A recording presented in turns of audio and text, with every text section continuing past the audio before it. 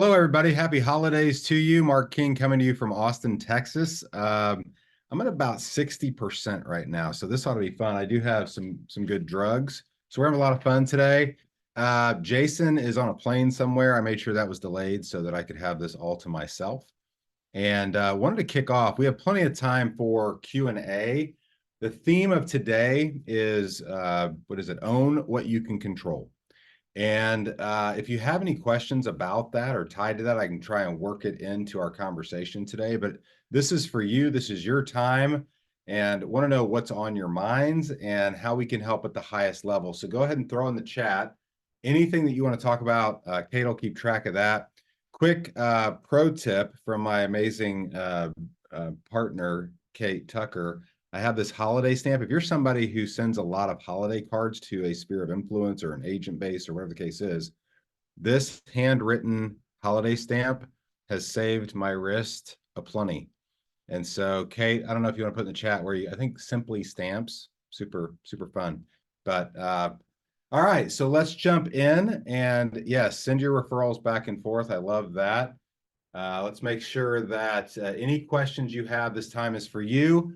And one of the things I've found in my own life, in my own career, is anytime I'm in an environment like this, I'm not afraid of looking silly. Meaning my foot and my mouth are the same size for a reason, meaning I'm always going to make sure that I'm heard. I ask an intelligent question, I can get things going, that sort of thing. And what happens over time in this company, especially, is if you're successful, you can't hide. We will find you, we will throw opportunities at you, we'll give you lots more work and probably some more money. So if you are interested in bigger opportunities, if you're interested in masterminds, networking, family reunion invites, all those things, how you participate in here is how you participate everywhere. So thank you all for being here. Own what you can control. I'm going to start out today, and Kate, get ready for any of the questions that come in. I'm going to start out today and just talk about what we actually control and what we don't. In fact, we think, if you're like me, if you're a top performing agent, if you're a top performing brokerage owner or a team leader, whatever the case is, we think we control a lot more than we actually do. And that perception of control sometimes can get us into some trouble. I'm reading or just finished a great book on this topic. And if you haven't read 10X is Easier Than 2X, I would implore you to get your hands on it and dig into that book. I have realized over the course of my life that to have different results requires different thinking. And you don't know how to 10X your income, your sales, your recruiting, your whatever your role is in the moment. None of us do. None of us really know what we need to do to 10X our results right now. Otherwise, we would just do it theoretically. So 10X versus 2X is all about thinking differently and controlling what you can and giving up control of things that you cannot. And so, quick story, my own life. As I'm reading this book, I'm reflecting on where I've had different gains and where I've been able to 10X, whether it's performance, whether it's real estate sales. I 10X my real estate sales, got to number, I think, 16 in Keller Williams in 2008, sold 245 houses. And that was number 67 in the country. I don't tell you that to brag, because by the way, 245 units is not a huge number today, still a good business. But I tell you that to say that what was the difference between that 245 sales and the 24 sales that I did in 2003? And it came down to one thing, and that was learning the career visioning process. It was understanding that if I wanted to 10X my sales from 2 a month to 20 a month, then I had to build an amazing group of human beings around me. That was 2 agents plus myself plus 2 admin to get to 245 sales. Later sold that business. And so happy to answer your questions or talk about that. Kate, you got anything so far? Yes, we have a couple of questions. Several people have said they would love to know what they could control in focusing on referrals. Wealth building has also come up. I believe the specific term was to make more money than you can possibly imagine, which I like that big thinking. And then we had a very specific one. I'm here because I struggle to focus on what I can control as a rainmaker relative to my team agent's success. Yeah. And so let's start with that one. I like that one. You can't. And so that's the challenge. part of going 10x, part of truly growing your business is giving up control, empowering the right people around you. One of the mistakes I see more than any, and I've made them so I can recognize them, but as I've coached thousands of agents through my career, we tend to try and make the wrong people right versus getting into business with the right people in the first place. I can tell you that if you put the right people around you, there is nothing for you to control. In fact, that giving up of control is what allows you to go 10x. So, for example, and ironically, in the first chapter of this book, there's a whole long story about the McKissicks in Denton, Texas. I had no idea they were even in the book. Delighted to see them in the book, but it talks about this very thing where Linda McKissick was a her words control freak and controlled every aspect of her business until she hired happened to be her brother-in-law Brad, but Brad was so talented in the right who that the whole business ran itself, which allowed Linda to think bigger and think about larger problems. Here's a quick one for you. People will answer the questions you ask. I know that sounds pretty simple, but to get better answers, we have to ask better questions. For example, as I was struggling in 2007, 2008 to get more leads into my business, I had a good friend and business partner, Tony DeCello, tell me, "You're not asking good enough questions." And he said, "Just tell me what you say when you talk to a prospective client." And I gave him my conversation, my script at the time, and it was something to do with who do you know that wants to buy, sell, or invest in real estate? It's super, super awesome, right? Super high talent there. And he said, if you ask that question, you might get some answers. But if you ask the different question, let's take it one step ahead and said, who do you know that needs to list a property in the next 6 months? Who do you know that needs to list a property in the next 30 days? By the time we got through this process, the only questions I was asking is, who do you know that needs to buy, sell, or invest in real estate today because they have a pressing need? And I would only get answers that fit that criteria. And ultimately, I was able to find the motivated faster than the other people around me. And so I know we're dancing all around this, but get into business with the right who, and you won't have to worry about their motivation. The biggest challenge you have when you do find the right who is having a big enough vision to incorporate all the things they want to achieve in their lives. But here's the ultimate test. No matter what market you're in, imagine I'm going to go teams here. There's nothing to say that you couldn't do this on your own with a great ancillary service network or whatever the case is. But I want you to imagine who's the number one listing agent in your entire MLS. And if it's you, who's number two, right? Now imagine that person agrees to come be your listing agent.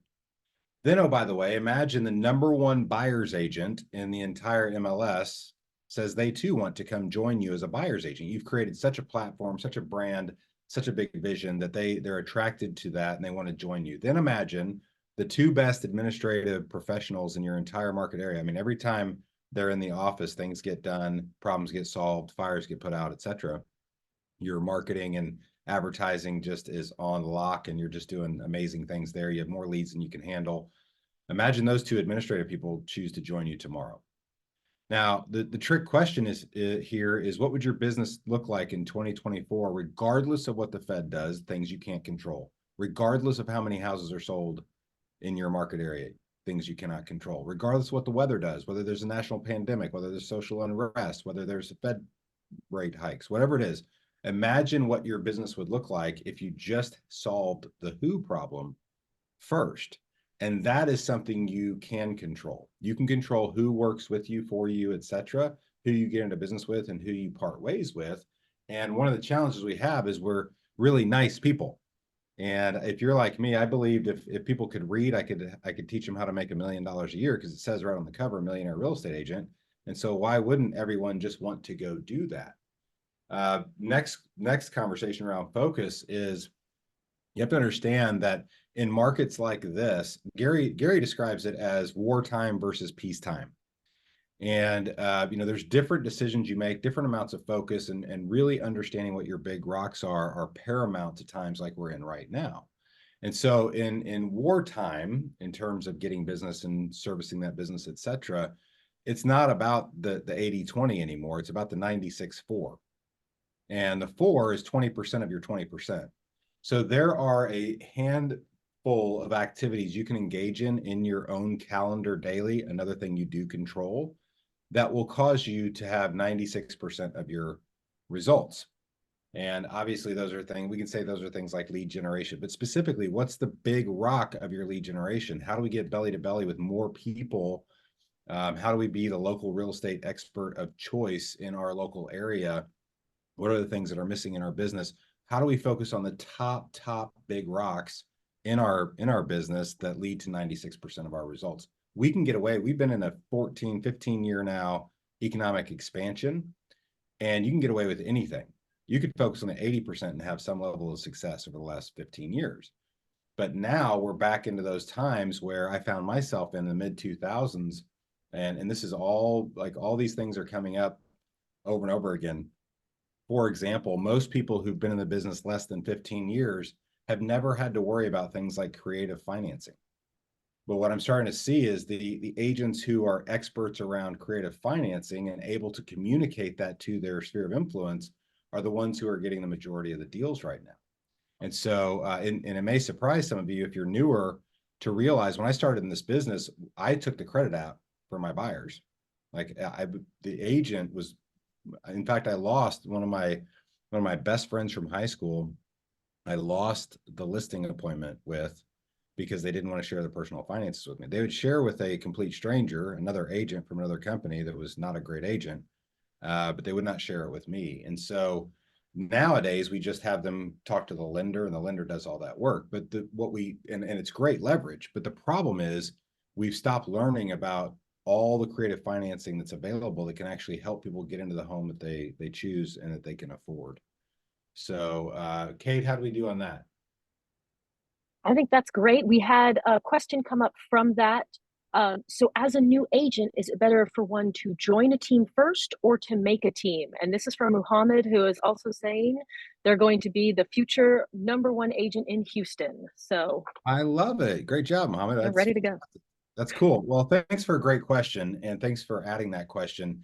I don't think your tenure in the business has anything to do with whether or not you are the right fit to be a solo agent, to build a team, or to join a team. I often say things like everyone eventually will have a team or join a team. That doesn't mean you won't be a solo agent. Your team might be your escrow officer, it might be your lender, it might be your home inspector, it might be your appraiser, whatever that is. You'll still build a team of relationships, very high quality relationships. So whether you think of team as that, or you think of pure MREA, page 273, admin, buyer's agent, listing agent, if in that order, you will either be on a team or build a team at some point in your career. So the question is not how long have I been in the business, but what is the highest and best use of my skill sets? I have a friend who's not ever going to be someone who's going to start her own team. And yet she makes $1 million a year as a buyer's agent for someone else's team. So you're not limited to your income or opportunities, whether you join a team or you start a team. In fact, I know a lot of people who start teams that don't make $50,000 a year in commissions. And so it's more about who are you and what are the things that you're best at and where's your time best spent. For me personally, I was better off I was a listing agent. And so I love doing, I love the organization. I love the coaching and mentoring. And so, for me, it made more sense to start a team than to join someone else's. So it depends on who you are. I started a team 27 days into this business. I hired my first admin 27 days in because I knew that I was not great at details or follow-up. And so I tried to, and the mistake I made is I tried to figure out what's the least amount of money I can pay to the highest quality talent. At the time, I think it was $12 an hour, and get the right people on the bus instead of thinking about who's the highest level of talent I can attract to my business, because it doesn't matter what you pay talent in your business, they will always make you more than they cost. So that would be what I would tell you. I would also tell you to go take the KPA. It can give you some clues if you haven't already, Mohammed. Take the KPA and get some clues onto what your natural behavioral style is. My natural behavioral style is not to necessarily, I'm very entrepreneurial, but I'm also very entrepreneurial. I've kind of found my way to this place, and I look back at my career and think I've had a real estate team. I was a leader of that. I've been a team leader. I've been an operating principal. I've been all those things, but I've always done it as an entrepreneur, not an entrepreneur. What does that mean? It means I found the best person on the planet at building models. His name's Gary Keller. And I'm not great at building models, but I am really good at following proven models and that consistency, right? And so when I found Gary and started following his models, my business just shot up. So I'm someone who people think is a wild entrepreneur. I'm really not. I'm more of an entrepreneur now, and I'm an employee today, right? And so I'm an employee under someone else's business, and that's where I tend to thrive. So, no matter where you are in this business, you have to know who you are and what you're actually going after. Love that. Let's talk about referrals real quick, Kate. Then I'm coming back to you. The number one thing you can do for referrals is exposure, but it's also sending referrals. Excuse me. I want to tell you about an agent that I worked with. Her name's Ann Aranda out of St. Louis. And I went through about a 5-year period where I didn't see Ann in my market center. And yet she got more referrals in St. Louis than any other agent from Keller Williams because she was constantly on everything like this. She was constantly on every social forum. She was at every family reunion. I didn't see her in the office for 5 years. I had to fly to California to see my own agent in my own office. And so just a reminder, but she also sent more referrals than anybody in St. Louis. She was just a connector, right? Which is what you all know and love. Here, the nuance there is as a local connector, we all get that at a high level. We hopefully you're all networking with, your other members of business and they're sending you referrals and getting leads that way. When you take that outside of your own market, you're suddenly not as well known and it's harder to get referrals outside of your own market. I would tell you until you've mastered getting referrals out of your own database and out of your own sphere of influence and out of your own vendor network, which is something we should hit on, uh, then I wouldn't necessarily worry about the referrals outside. So the best referrals, in my opinion, are referrals from people who I actually support as well. So let me tell you how I do that, and maybe this will be worth the cost of being on the call. Um, Again, I had a great coach at an early point in my life. It's before Maps was a thing, and so I had a different coaching company, but I had a coach, and they asked me how many referrals I was receiving from my title company that I sent all my business to, and I realized I was receiving none. Now this applies to lender. This applies to every vendor in your area. But I was on my way to being the number one real estate agent in the board, and I was getting 0 referrals from my vendors. Now there's 23 vendors that are making $1 every time I close a property on average, right? And so I started thinking differently, and I went to Walmart and I bought 4 post-it size or big poster boards. I took a Folgers coffee can. This tells you how old I am. Put it right in the middle. I traced around the edge, and then I thought about first tier, second tier, third tier vendors. What does that mean? It means who are the vendors that work on every single deal that I do? It's my title company, it's my lender, it's the appraiser, it's the inspector. Then who are the second tier people that I have to call on every now and then, but not on every deal? That might be handy people. It might be carpet. It might be whatever the case is. Then the third tier were vendors that I use very infrequently, but still had some kind of relationship with. Well, here's what happened with title company. I called my closer and said, I just noticed, I haven't received any referrals from you. Who do you know that wants to buy, sell, or invest in real estate? And her comment to me was, oh, Marc, we have a company policy. We're not allowed to give referrals. We work with lots of real estate companies. And I said, okay. And I thought about it. And I said, let me talk to your manager. Talk to the manager, same conversation. Who do you know wants to buy, sell, or invest in real estate? I noticed I send you all my business, and I realized that I haven't received any referrals from you. And I didn't do it in a mean top down way. A lot of people have a hard time even having this conversation. You can do it much softer and just ask, and just remind that you send business to these people. And then finally, I got to the owner of the company and I said, let me ask you a question. What percentage of your business do I represent? And he said, depending on the month, 20 to 40% of our business. I said, "Oh my gosh, that's great. Does anybody send you more?" And he said, "No, you're number one by far." And I said, "Oh, that's great. I don't care about that, but that's awesome. I'm glad that we can be in great business. And you do a great business, by the way. You do a great job at closing the deals. Thank you so much for all you do." And I was wondering, who do you know that needs to buy, sell, or invest in real estate? And his comment was, "Oh, Mr. King." And I said, "Don't call me that." And then he said, we have company policy. We do business with lots of other real estate agents. And my response was, that's okay. There's plenty of other title companies. And then it got silent. And I told him, I said, hey, as your friend and as someone who loves the work that you do, for my business, I have to start doing business with people that also want to do business with me. And so therefore, I'm just going to let you know, until you change company policy, I have a new company policy, and that is I'm only going to work with vendors who don't have the same company policy you do. And it was a kind conversation. And about 6 months later, that title company went out of business. I'm not happy about that. I'm not proud of that. That's not what was never my intention, but they never changed their policy. I went and found a title company that didn't have that policy. Ultimately, my closer left her title company that closed and joined the new one. And I picked up right where I left off, having a great closer, getting great business, and started getting referrals. So that's one example. But if you think about it, I would go make a list. And if you're an agent, work with your team leader. If you're newer, it's a little more intimidating as you go up. Here's the idea, and I tend to reduce things to the ridiculous, but here's the idea. Who is the number one most influential attorney in your town? That would be a target for me to build a relationship with if I'm an agent. Who's the number one influential, most used divorce attorney? That's a leveraged way of helping people through one of the hardest things in their lives, but also having a great connection to the number one top most influential person. Who's the most influential lender? Who's the most influential title company? Who's the most influential, whatever the case is. And if you built a network, again, I talked about what if you had the number one listing buyers and admin agents on your team? Well, we know your business would explode.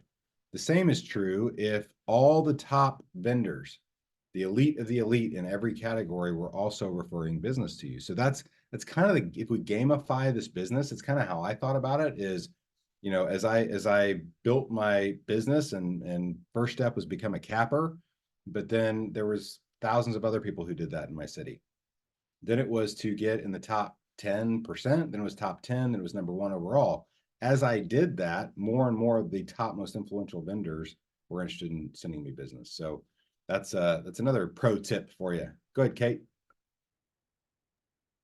That's fantastic. And we have referrals going like crazy in the chat right now. People are connecting, which is wonderful. Another question that came up is, where do you see the market going in 2024? And what should the agent's number one focus in the coming year be? That's a great question. Two separate questions. Here's the truth. Nobody knows. We all have ideas, and it doesn't matter. Please don't throw your shoe at me. It never matters what the market does. It only matters what you do. Because again, you cannot control what the market does. The short answer to where's the market going, we look at three different groups to try and gauge what might happen in 2024. And they span from a very positive outlook to a very negative outlook. And I'll give you those three groups. We look at, of course, NAR studies. They're always they're always wrong, and they're always wrong to the positive. So they're saying 4.4 million homes next year. That'd be a 10% increase over 23. I think that's way too positive. But then you look at credit rating agencies like Moody's, and they're saying we're going to be in a depression until 2029. They're always wrong, and they're always negative. And then ironically, the group that we look at that's always right in the middle is the Mortgage Bankers Association. And they're calling for 2024 to look a lot like 2023. We have an election. Here's what I would tell you. It's not so much about prognosticating what the market's going to do. It's learning on what the market did and why. So here's what I mean by that. In an election year, the government is doing everything they can to have a good economic outlook. And so if we sell the same amount of houses in 24 as we did in 23, that's really bad for the incumbent party in terms of reelection. If we sell more, it's good for them. If we sell less, it's horrible for them, right? And so if you just sell the same amount in 24 as you sold in 23, that means something's more broken than we actually think it is. I hope that makes sense to everybody. But if I had to guess, I would say 24 is going to look just like 23. But that's a totally separate question and irrelevant, in my opinion. It's a good question, but it's irrelevant to you because you're not going to sell all 4 million houses anyway. And you can control how many houses you sell and how many clients you service. And so what should agents be focused on in 2024? Here, I'm gonna get old man, get off my lawn vibes on this one. You ready? The number one thing you should always be doing, regardless of the market, And the thing we got away from in the last 15 years is building that database. You're gonna, oh my gosh, I came to this high level conversation to hear about this. Yes, it's all about the database. It's all about the base. It's all about the database. And so, or data bank, right? But it's doubling down. I will tell you how I chose to do this in 2005, 6, and 7 as the market was doing what it's doing right now from a sales perspective. And again, I had great coaching on this. I believe in culling your database. Cull it every year, CULL, not call it. You should do that too in a TCPA friendly compliant way, but cull your database. And I will tell you, my database went from 4,000 people down to 2,000 people, down to 1,000 people, down to 347 people when I sold that database for $1 million. And so here's what I did. And I'm straight out of the MREA. I just went to the lead generation model, page 137, and I started ranking every person in my database. You know, I've been sick and in bed for 4 days, and all I've done is get rid of emails and focus on administrative tasks, right? Super exciting, super fun. But it reminded me of the old days where I would go through my database and every person was an A, B, C, or D. A was someone I'd actually done business with and had actually referred me business. B was somebody who'd referred me business, but I'd never done any business with. C was someone who was a really good contact, good person, would refer me business if they had a need to refer. And D was delete because they referred somebody else business or never referred me business or would never refer me business, right? And including one of my best friends from high school who I had to delete from my database. But I culled the database to the point where I had all kinds of crazy people in there down to only the A's. So by the time I got to 347, 300, I got to the 370s, and then I kept culling. I got to 347 people, and every one of them were a past transaction who had also referred me a piece of business. Now I'm hyper focused. When I send out holiday cards, 347 times $10 is way better than 4,000 times $10. And so I could send out higher price, higher value gifts. I could actually stay in communication with that number of people quarterly. They got my monthly newsletter. Like all the systems I had in place were designed to go after the sphere of influence, my core advocates, if you will. And my entire business was repeat and referral. From 2006 on until I sold that database, I had to do zero lead generation, and my business skyrocketed up to 68th in the country, all brands in 2008. That's what I'd be focusing on. It's build that database. It's feed it every single day and feed it with more data because data is the new oil. And then it's communicate at a high level with that data. It's interesting, Kate. I just got a call from a car dealer that I bought a car from 7 years ago. And I thought, oh, that's a sign the car market has changed because this person hasn't called me in 7 years and he's calling to see how my car is from 7 years ago. I've had 10 cars since that car. They've And heard your wealth building and how much you like cars. That's why yeah, they're calling. it's a problem. But now they're lead generating. And today I wake up to a Uh-huh. LinkedIn message from a guy that I bought a car from 10 years ago. So in that business, they're having to actually go lead generate again. And we're no different. Yep. And so if you get out of contact now, if that Bomarito salesperson from St. Louis, Missouri, who sold me a Mercedes 7 years ago, would have kept in touch with me quarterly, I would have bought a car through no other person. I'd forgotten about him. Super great guy, great customer service, taught me a lot in the buying process. I would have used him for every car purchase, but he stopped communicating with me. And we're a lot like that. So if you're going to re-communicate out of the blue, what he should have done, he left me a message. What he should have done is said, hey, Marc, I realize it's been 7 years. I have failed you. I have not kept in touch with you. I'm so sorry for that. I would love to earn the right to be your car dealer and rekindle our relationship. And is there anything I can do to help you in your car buying needs? That would have been a much better message than, hey, you bought a car from me 7 years ago. I was just checking in, see how it's going. Right. Now he becomes a national conversation. All right. Any other questions as we wrap up? Most folks are just agreeing with you. Your database is your business. Your business is your database. They're loving that. Referrals still going. We didn't really touch too much on wealth building. I know we're getting near the close. I just wanted to say, if you want to meet with Marc weekly about wealth building, please join the Facebook group. We have the Wealth Building 2.0, Welcome to the Cause, on Facebook. Join that every Friday at 7:30 a.m. Marc teaches a wealth building course, so that can also help align you within these moments of elements in your life and your finances that you can control. So, Greg Davis, I want to answer a quick question, and then I want to give you one other pro tip. The book I'm most excited about reading but haven't yet is Choose Your Enemies Wisely by Patrick Bet-David. I follow him a lot on YouTube. I think he thinks about the world in a very interesting way. And so I'm really excited. That's going to be my holiday book to read. Gap and Gain, 10x is easier than 2x. All of those books, you know, from Dan Sullivan and what's Hardy, Benjamin Hardy, all those books are amazing. And so that's been revolutionary for me. Last thing. Well, anything else, Kate? That's all I'm seeing here. So we're ready to Okay. wrap up with you. All right, last thing, last pro tip, and that is one of the things that I did forever that I stopped doing that I'm now doing again. That's having a dramatic impact on my businesses, on my performance, on all those things that I want to give to you.